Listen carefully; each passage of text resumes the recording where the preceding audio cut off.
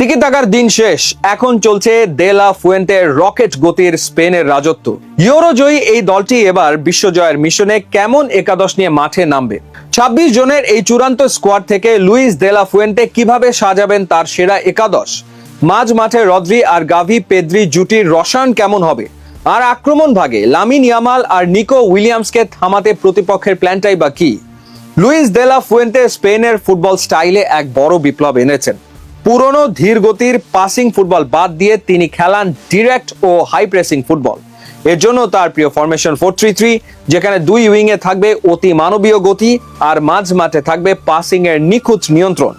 গোলপোস্টে স্পেনের কোনো চিন্তা নেই। ডেভিড রায়া এবং জন গার্সিয়া দারুণ ফর্মে থাকলেও বড় ম্যাচের অভিজ্ঞতা এবং সবশেষ 10 ম্যাচে দে লা ফুয়েন্তের আস্থার কারণে একাদশে 1 নম্বর পছন্দ বিলবাওয়ের প্রাচীর উনাই সিমন।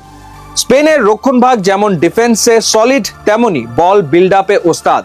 রক্ষণভাগের নেতৃত্বে থাকবেন অভিজ্ঞ আইমেরিক লাপোর্তে, আর তার সঙ্গী হিসেবে খেলবেন বার্সেলোনার উদীয়মান বিশ্বসেরা তরুণ ডিফেন্ডার পাউ কুবার্সি। এরিক গার্সিয়া থাকবেন তাদের ব্যাকআপ। লেফট ব্যাকে দে লা ফুয়েন্তের মধুর সমস্যা কুকুরেল্লা নাকি গ্রিমালদো? তবে সবশেষ বড় ম্যাচগুলোর পারফরমেন্স এবং ডিফেন্সিভ ট্র্যাকিং এর কারণে মার্ক কুকুরেল্লাই প্রথম পছন্দ হবেন।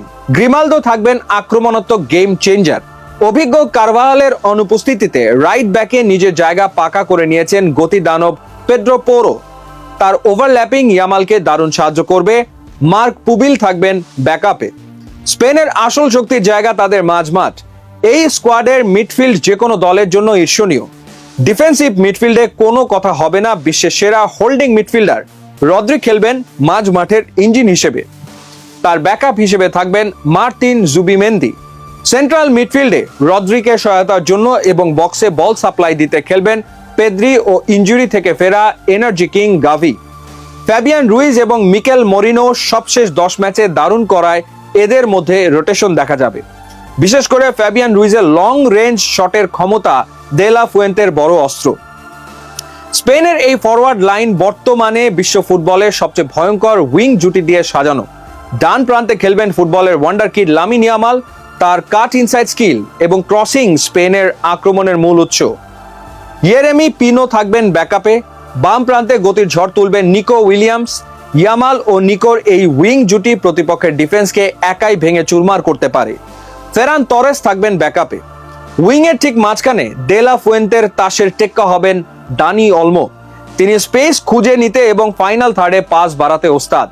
প্রপার স্ট্রাইকার হিসেবে খেলবেন নির্ভরযোগ্য মিকেল ওয়ারজাবাল। তবে ম্যাচে যদি ফিজিক্যাল স্ট্রাইকারের প্রয়োজন হয় তবে বোরহা ইগলেসিয়াস বা ভিক্টর মুনিসকে দেখা যেতে পারে।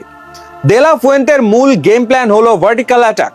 রদ্রি বা পেদ্রি বল পাওয়া মাত্রই তা উইংয়ে ইয়ামাল ও নিকোর কাছে পাঠিয়ে দেওয়া হবে। কুকুরেল্লা ও পেদ্রো পোরো ওপরে উঠে ওভারল্যাপ করবেন, আর অলমো ও ওয়ারজাবাল বক্সে জায়গা তৈরি করবেন। বল হারালে স্পেনের প্রধান অস্ত্র হবে কাউন্টার প্রেসিং, অর্থাৎ প্রতিপক্ষের বক্সের কাছেই বল কেড়ে নেওয়া। আপনার কি মনে হয় এই একাদশ নিয়ে কি স্পেন দ্বিতীয়বারের মতো বিশ্বকাপ ঘরে তুলতে পারবে? মাঝ মাঠে গাভি নাকি ফ্যাবিয়ান রুইস, কাকে খেলানো উচিত? আপনার স্বপ্নের স্পেন একাদশটি কমেন্টে জানান।